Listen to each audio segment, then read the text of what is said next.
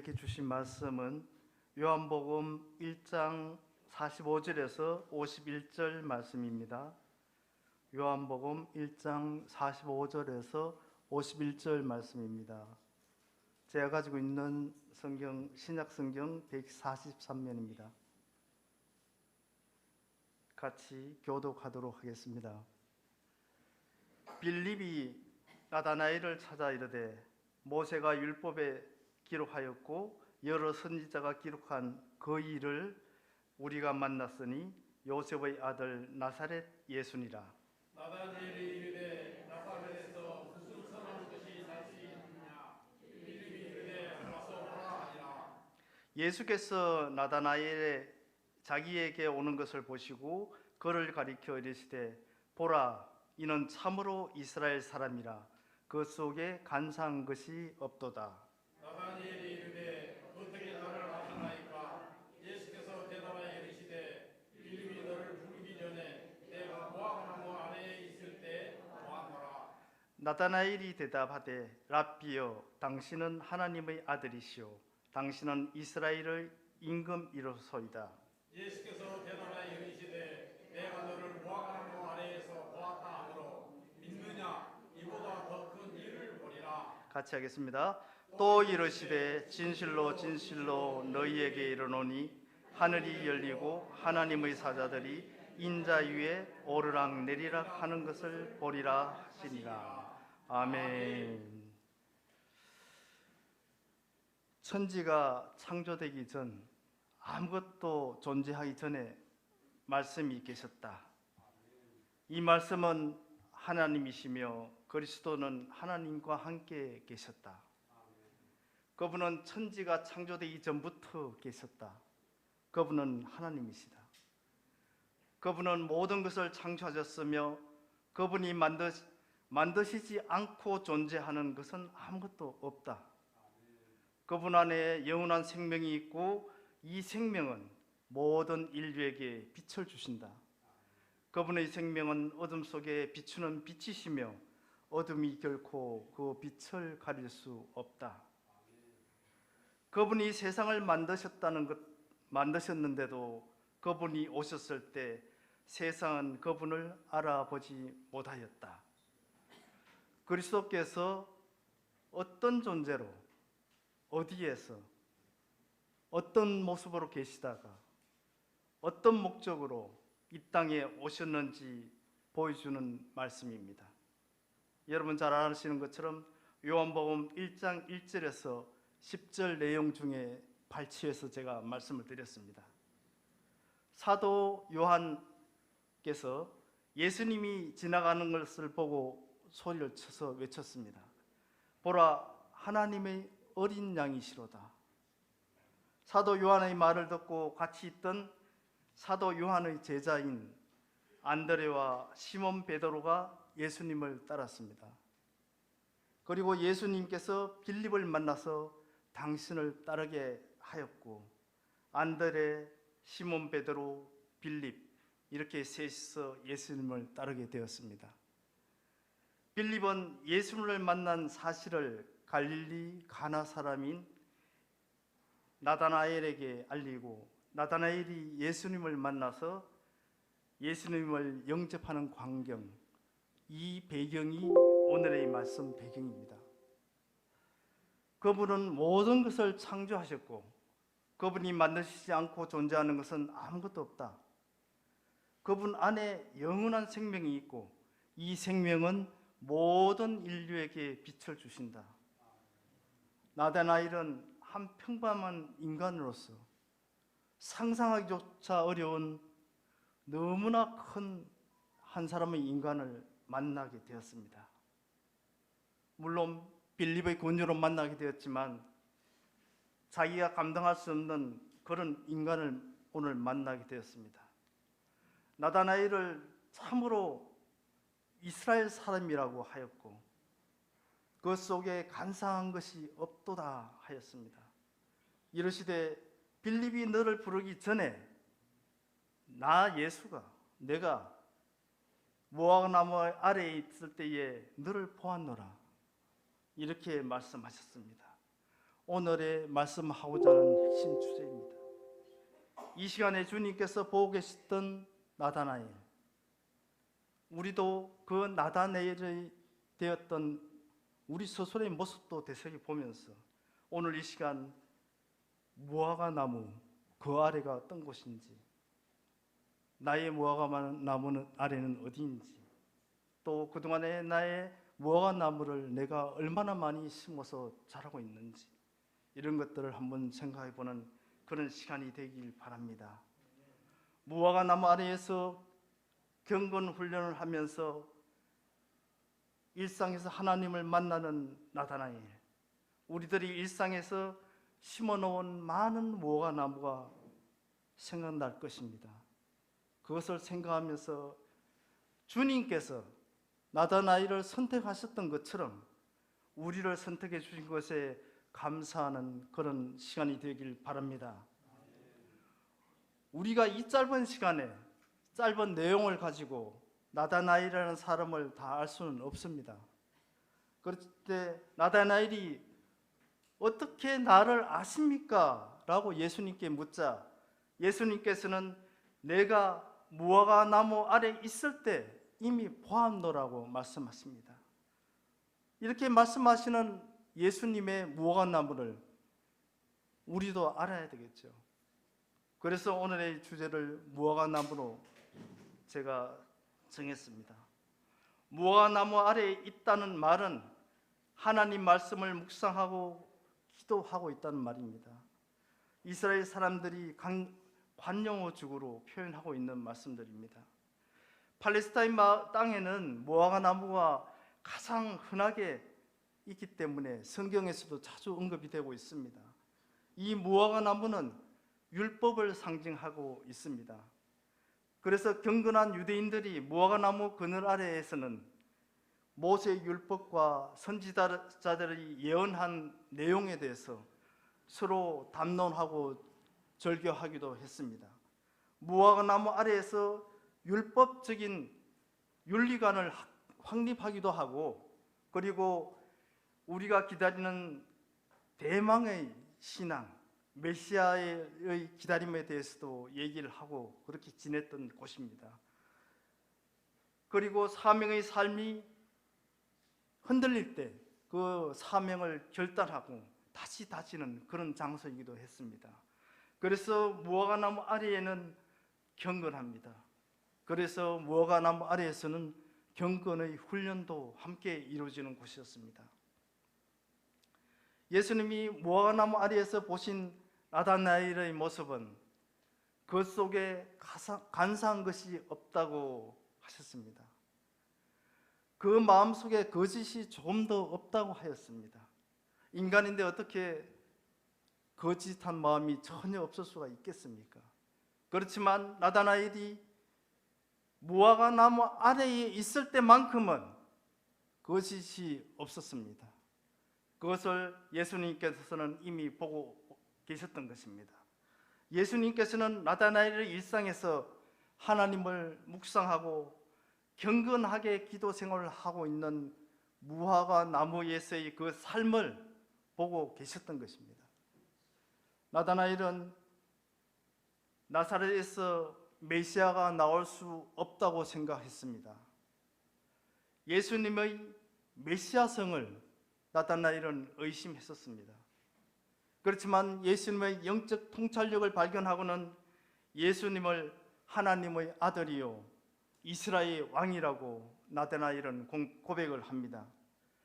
나다나엘은 일상에서 예수님을 만났습니다.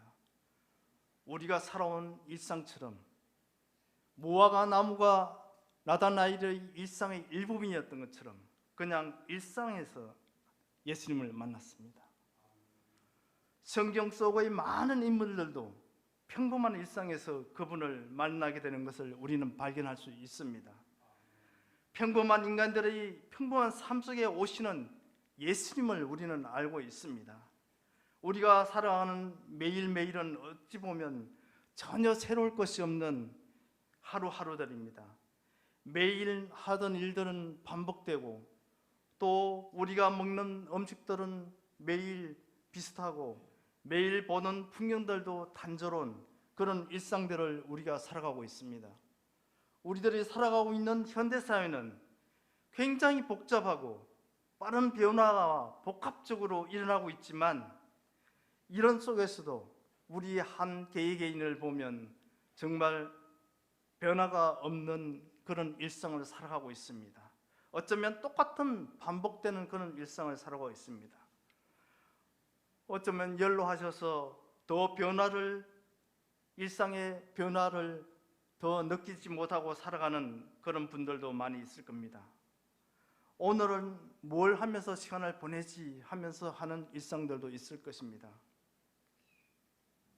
우리가 일상이라는 것은 이렇게 무의미하게 생각되는 이런 일상이라는 것은 젊은 사람들이라고 다를 것도 없습니다.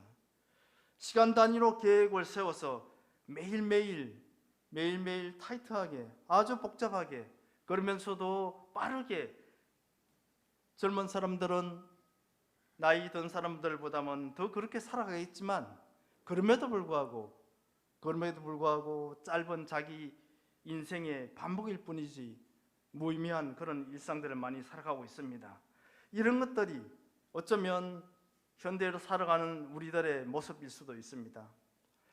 강화도 흥왕리라는 곳을 가면 카페 멍때림이라는 카페가 있습니다. 혹시 다녀오신 분들도 있을 수 있습니다만은, 이 멍때림이라는 카페는 어떤 목사님이 만든 카페입니다. 삶에 지친 영혼들을 어루만져주고 쉬어갈 수 있는 그런 카페라고 생각해서 만든 카페고, 이름도 그래서 멍때림 카페라고 지었습니다. 여러분들도 멍때림이라는 그 용어가 얘기해 주듯이, 멍때림, 그야말로 아무 생각을 가지지 않고 모든 것을 비워서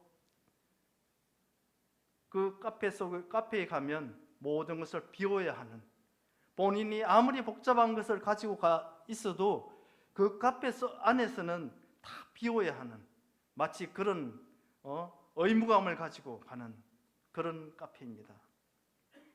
그 멍때림 카페에는 멍때림실이 있고 멍때림 채플실이 있습니다. 이 멍때림 채플실에는 작은 방에는 아주 작은 십자가가 놓여 있습니다. 아무것도 치장이 없는 이 멍때림 채플실에는 십자가만 놓여 있습니다. 그래서 더 선명하게 이 십자가가 보입니다. 그리고 그 선명하게 보이는 십자가가 마음속으로 쉽게 들어오게 되는 그런 공간입니다. 역설적으로 아무런 꾸밈이 없기 때문에, 아주 단순하기 때문에 그 여백이 주는 아주 경건함을 느끼게 하는 그런 공간입니다. 기계를 계속 켜놓으면 배터리가 방전되듯이 우리 인간 뇌는 계속 사용하면 피로감을 느낄 수밖에 없습니다. 그렇기 때문에 마치 코드를 뽑아놓은 듯, 기계의 코드를 뽑아놓은 듯 뇌를 쉬게 하는 그런 멍때림 장소라고 생각하시면 될 것 같습니다. 그야말로 비움의 장소입니다. 교회도 이런 곳이었으면 바랄 때도 있습니다. 나도 이런 시간을 가졌으면 하고 싶을 때가 많이 있습니다. 우리는 누구나 다 때로는 지치고, 때로는 복잡하고, 때로는 무의미하지만 정말 멍때림, 비움, 원천의 속으로 들어가고 싶을 때가 있습니다. 어떤 대형 교회에 가면 예배 찬양을 하는데 배경에는 나타나는 그 영상과 조명이 너무나 화려하고 너무나 많이 변하기 때문에 마치 뮤지컬 공연을 보는 듯한 그런 착각을 일으킬 때도 있습니다. 마치 요즘 변화의 추세인 것처럼 그렇게 하는 교회들이 많이 있습니다. 저는 개인적으로는 정말 교회 전면에는 아무것도 없었으면 좋겠다는 생각을 많이 합니다. 예배의 거룩함보다는 일부 교회들이 앞다투어 예배를 마치 문화상품화하는 그런 느낌을 받을 때도 있습니다. 예수님께서 나다나엘의 일상인 무화과 나무 아래에 그 속에 간사한 것이 없는 삶을 보고 있었던 것처럼 우리는 최소한 이 무화과 나무 아래에서는 간사한 것이 없는 삶, 정말 어떻게 보면 멍때림처럼 다 비우는 삶 아니죠. 비우는 것이 아니라 그 비움 속에서 하나님께 친투에 들어가는, 자기를 가지고 자기의 원천적인 만을 가지고 하나님께 친투에 들어가는 그런 시간과 그런 공간이 있었으면 좋겠습니다. 그것이 무화과 나무 아래이고 그것이 교회 아니고 또 어떤 우리가 개개인이 만든 장소일 것입니다. 하나님의 신비함은 우리가 지루하다고 느끼는 이런 일상에서 나타납니다. 반복되는 우리 일상에서 경이로움이 저절로 우리의 몸속으로 들어옵니다. 우리의 몸속의 세포들이 깨어나게 합니다. 그것이 하나님의 신비입니다. 그렇기 때문에 우리는 그 하나님의 신비를 쫓고 그 신비를 우리가 몸소 겪으면서 우리가 나의 온전한 나의 본질을 하나님께 바치듯이 그 하나님의 신비가 다시 우리 개개인한테 침투해 와서 그래서 하나가 되어서 살아가는 신앙이 됩니다. 그 순간이 바로 우리가 일상에서 하나님께서 훅 들어오는 시간이라는 것을 우리는 알고 있을 것입니다. 그런 자리가 곧 무화과 나무 아래에서 느끼는 우리들의 순간입니다. 무화과 나무 아래는 예배의 자리일 수도 있고 홀로 그분을 찾게 되는 그때 그 장소일 수도 있습니다. 일터 속에서의 한 부분일 수도 있고 그 어떤 순간일 수도 있습니다. 당연히 지금 이 순간 이 교회 공동체의 큰 무화과 나무 아래 우리들이 있는 것으로 볼 수도 있습니다. 구약의 본문 사무엘상 3장에서 사무엘이 일상에서 하나님을 만나는 경험을 하는 순간을 우리가 보게 됩니다.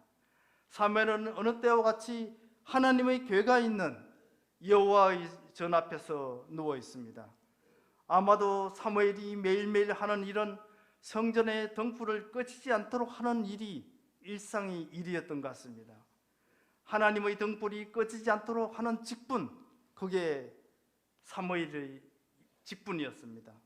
그 자체로 거룩한 일이지만 사무엘에게는 그냥 일상일 뿐이었습니다. 사무엘이 여호와의 전안에 누워 있는데 사무엘을 부르는 소리가 들려옵니다. 그는 일어나서 제사장 엘리에게로 달려갑니다. 당신이 나를 부르셨기에 내가 여기에 있나이다 하고 엘리 제사장에게 달려갑니다.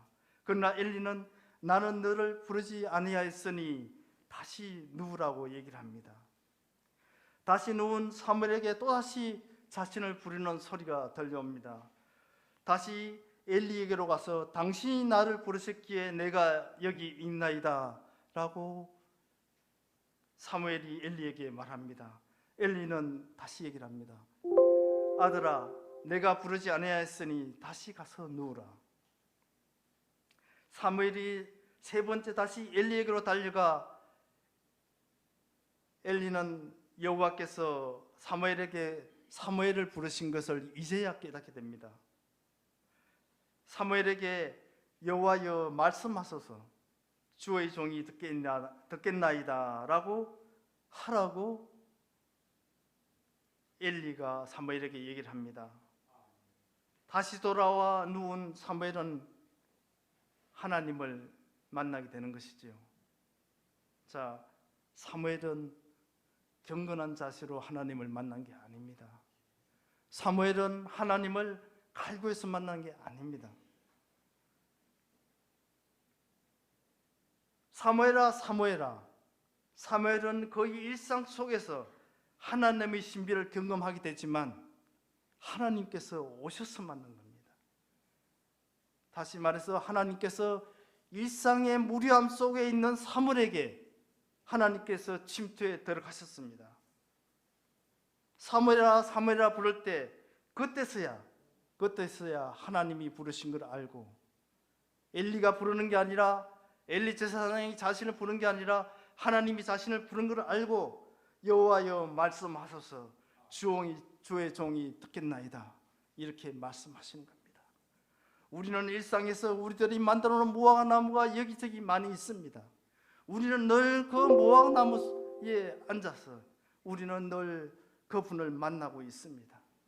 그렇지만 어떻게 언제 심었던 그 무화과 나무는 또 잊혀져서 또 우리가 무료한 일상, 바쁜 일상에 살면서 잊어버린 무화과 나무들도 있습니다.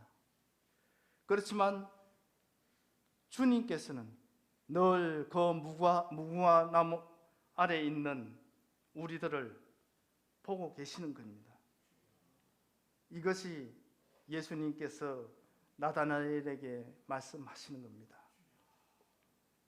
일상에서 하나님의 신비를 경험하게 되는 가장 중요한 첫걸음은 듣는 마음입니다. 우리가 부르지 않아도 사무엘에게 하나님께서 말씀하셨던 것처럼 말씀을 하시기 때문에 우리는 듣는 마음이 있어야 합니다. 신앙생활을 하면서 우리가 해야 하는 가장 중요한 훈련은 듣는 훈련입니다. 듣는 마음을 훈련하는 것은 결코 쉬운 것은 아니지만 우리는 듣는 마음을 훈련해야 됩니다. 말하는 훈련을 시키는 것은 말이 맞지만 듣는 훈련을 하는 것은 보기가 쉽지 않습니다. 심지어 교회에서조차도 우리는 말하는 훈련만 합니다. 소리 질러 외쳐서 주님께 구하는 훈련만 합니다. 그렇지만 우리는 듣는 마음을 가져야 합니다.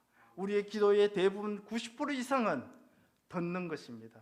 하나님의 말씀을 듣는 것입니다. 그렇기 때문에 우리는 듣는 신앙을 가져야 됩니다. 우리가 무화과 나무 아래에 왜 있습니까? 듣기 위해서입니다. 듣기 위해서 있는 것입니다. 그분께서 무화과 나무에 있는 우리들을 보고 계신다는 것을 우리는 알고 있기 때문에, 그분이 보시고 말씀하시는 것을 알기 때문에 우리는 듣기 위해서 무화과 나무에 있는 것입니다.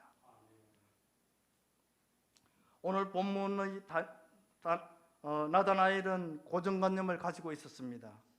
예수님을 먼저 만난 친구 빌립이 내가 메시아를 만났다고 말했지만 나다나엘은 나사렛에서 무슨 그런 선한 사람이 나타날 리가 없다고 얘기를 했습니다.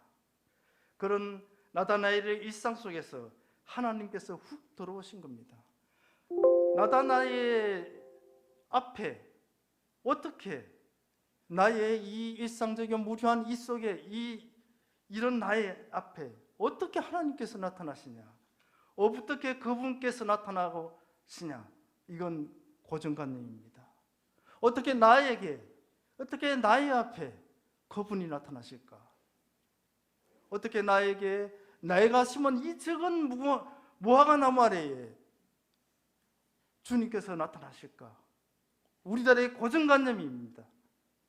이거는 결코 조영기 목사님처럼 큰 무화과 나무에 나타나는 그분이 아니십니다. 누구에게나 나타나는 나의 작은 무화과 나무 아래 있는 나에게도 나타난 그분이십니다. 그래서 우리는 그분의 은혜에 감탄하고 그분의 은혜 때문에 평생 그분을 쫓을 수밖에 없는 것입니다.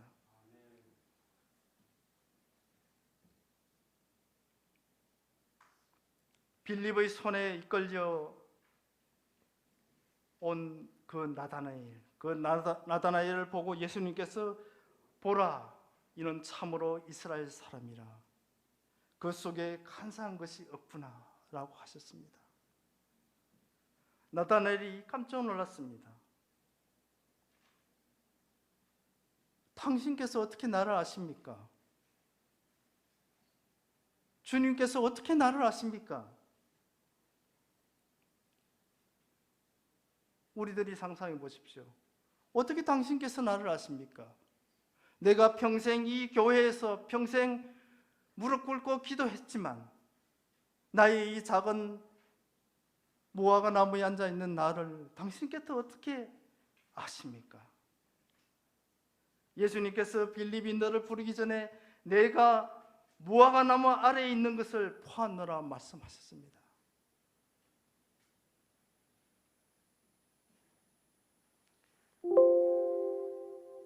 나다나엘아, 네가 온몸을 바쳐 생명을 바쳐 나를 따르기 전에 이미 나는 너를 다 보고 있었노라. 여러분,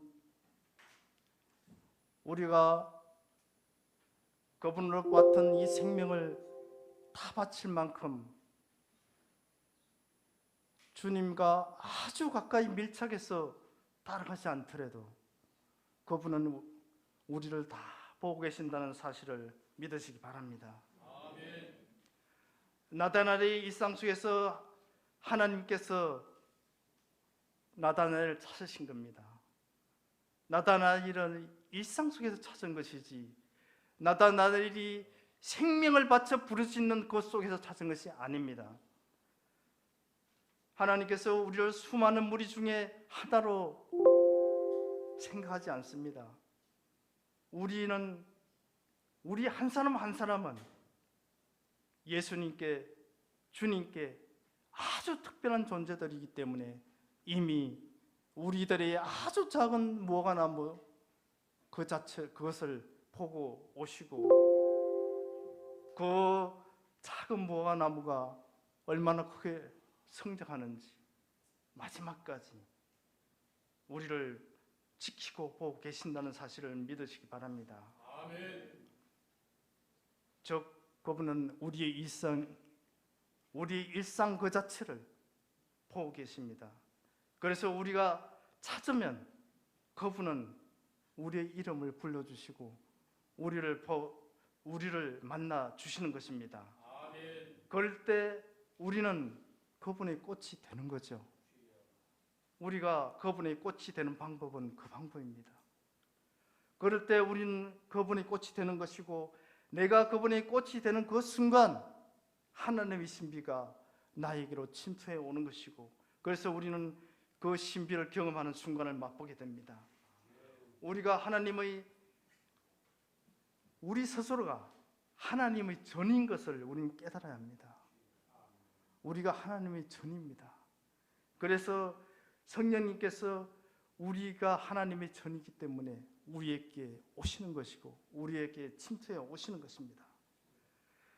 예수님께서 대답하여 이르되 내가 너를 무화과나무 아래에 보았다 함으로 믿느냐? 이보다 더 큰 일을 보리라. 보십시오. 하나님께서 우리의 작은 무화과나무를 늘 지켜보고 있었는데 그것만이 아닙니다. 이 세상에 살면서 어떻게 살아가고 어떻게 넘어지지 않고 끝까지 어떻게 주님의 손을 놓지 않고 살아가는 그 자체만의 문제가 아닙니다. 그 다음을 보십시오. 또 이르시되 진실로 진실로 너희에게 이르노니 하늘이 열리고 하나님의 사자들이 인자 위에 오르락 내리락 하는 것을 보리라 하시니라. 아멘. 이 신비를 우리는 천국에서 볼 신비를 이 지상에서 이 땅에서 우리는 보면서 경험하면서 살아갈 수 있는 것을 그 은혜를 나다나엘에게 얘기했던 말씀하신 그 은혜가 우리에게도 동일하게 임한다는 사실을 우리는 이 신비를 어떻게 감당할 수 있겠습니까? 그렇지만 우리는 감당할 수 있습니다. 아무리 적은 무화과나무 아래에 있는 우리지만 우리는 똑같이 감당할 수가 있습니다. 그런데 우리를 선택한 이유가 있습니다. 나다나엘은 거짓되지 않는 사람이었습니다.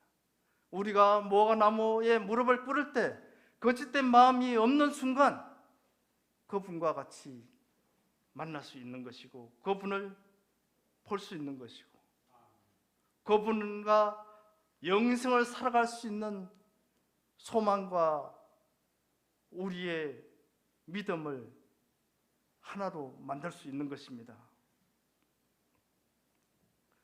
간사한 사람은 자기의 이익에 따라 왔다 갔다 하는 사람입니다. 이랬다 저랬다 하는 변하는 사람입니다. 그리고 가장 간사한 사람은 타인을 필요할 때만 이용하는 사람이죠. 그래서 서양에서는 게으른 사람에게는 돈이 따르지 않고 가난한 사람에게는 친구가 따르지 않는다고 했습니다. 간사한 사람에게는 친구가 따르지 않는다고 했습니다. 나다나엘은 성경을 열심히 묵상함으로 오로지 하나님을 바라봤습니다. 그래서 두 마음을 품지 않는 사람입니다. 그는 누구나 주님을 만난다고 생각하지 않습니다. 주님께서 누구나 만나 주신다고 생각하지 않습니다. 그렇기 때문에 그 벅찬 가슴에 본인이 선택됐다는 그 은혜에 우리도 똑같이 느끼는 그 은혜를 나다나엘도 느끼고 있었던 것입니다. 무화과나무 아래에 우리들의 평범한 일상 속에서 여러분들은 그 무화과나무에 앉아서 얼마나 나다나엘처럼 주님을 만나고 있습니까? 또 여러분들의 무화과나무는 어디에 있습니까? 어느 곳에 있습니까? 우리들이 무화과나무 아래에 무릎을 꿇는 순간, 그때는 주님께서 오시는 것입니다. 우리들의 말씀을 펼치면 그곳은 주님께서 보고 계시는 무화과나무 아래입니다. 우리가 찬양을 하면 그것도 주님이 듣고 계시는 무화과나무 아래입니다. 하나님의 전이 우리들의 일상으로 들어왔으면 좋겠습니다. 하나님의 전이 우리들의 한 사람의 삶 속으로 깊이 들어왔으면 좋겠습니다. 교회의 시간과 우리들의 일상의 시간이 구별되지 않고 하나로 살았으면 좋겠습니다.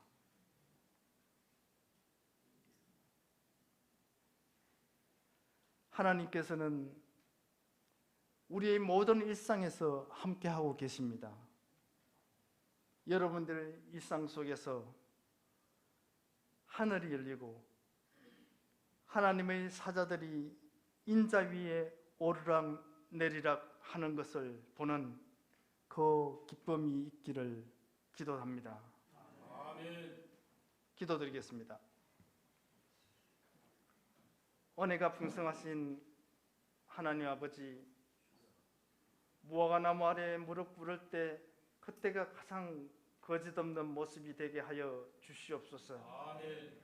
어떤 모습으로 살아왔고 어떤 모습으로 살아가더라도 하나님께서 부르실 때 주의 전으로 달려가 정결한 마음으로 무릎 꿇게 하시옵소서. 아멘. 무화과나무 아래에서 무릎 꿇을 때 육신의 병을 치료해 주시옵소서. 아멘. 마음의 병을 쌓이지 않도록 깨끗이 씻어 주시옵소서. 아멘. 우리 모두 주님의 은혜가 충만하여 어떤 고난 속에서도 두 가지 마음이 생기지 않도록 하여 주시옵소서. 아멘. 예수 그리스도와 연합된 거룩한 마음을 지키게 하여 도와주시옵소서. 아멘. 담임 목사님께서 계획하시는 모든 사역과 성도님들의 가정과 직장에 주님께서 주시는 평강의 은혜가 함께하기를 원하오며 예수님의 이름으로 기도드리옵나이다. 아멘. 찬송가 드리겠습니다. 찬송 361장 기도하는 이 시간입니다. 찬송 361장. 그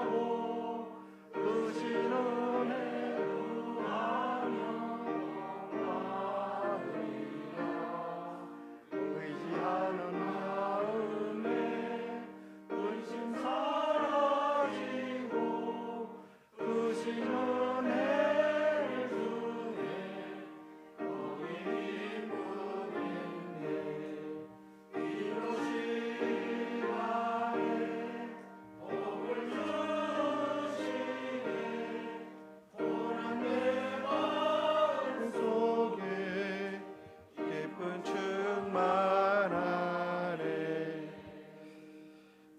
기도하겠습니다. 하나님, 우리 전도사님을 통해서 귀한 말씀 전해주심에 감사합니다. 나다나엘이 평범한 일상 가운데 무화과 나무 아래에서 하나님의 신비를 발견했듯이 사무엘이 일상에서 그의 침상에서 하나님의 음성을 들었던 것과 같이 우리도 일상 가운데 하나님을 만나고 하나님의 신비를 발견하게 하여 주옵소서. 이를 위해서 듣는 마음을 주시고 듣는 길을 우리에게 허락하여 주옵소서. 나다나엘에게 간사함이 없었듯이 우리의 삶 가운데 하나님 앞에 간사함이 없도록 정결하도록 주님 인도하여 주시고 다스려 주옵소서. 이번 한 주간도 주님과 동행하고 일상 가운데 주님의 따뜻한 손길을 내가 발견하리라. 하나님의 따뜻한 손길을 내가 그 터치를 내가 받으리라 결단하며 소망하며 기쁨으로 한 주를 시작하는 복된 우리의 광석의 권속들 성도들 한 분 한 분 하나님 그 삶 가운데 찾아와 주시고 눈물 닦아 주시고 어깨를 두둥겨 주시고 다시 한번 새 힘을 불어넣어 주옵소서.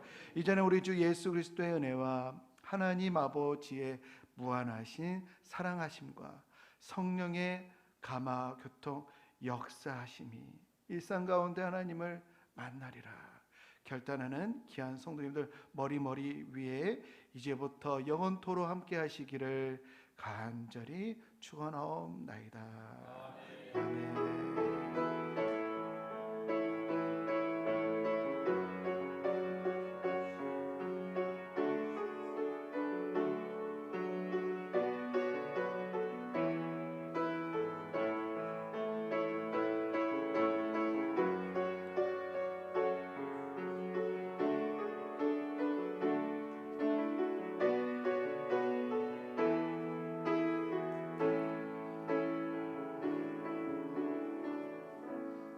예배를 마쳤습니다. 우리 일상 가운데 하나님 만납시다. 인사 나누시고 우리 기가하시겠습니다. 한 주간도 평안하시고 건강하게 지내시고 기쁜 마음으로 다시 만나겠습니다.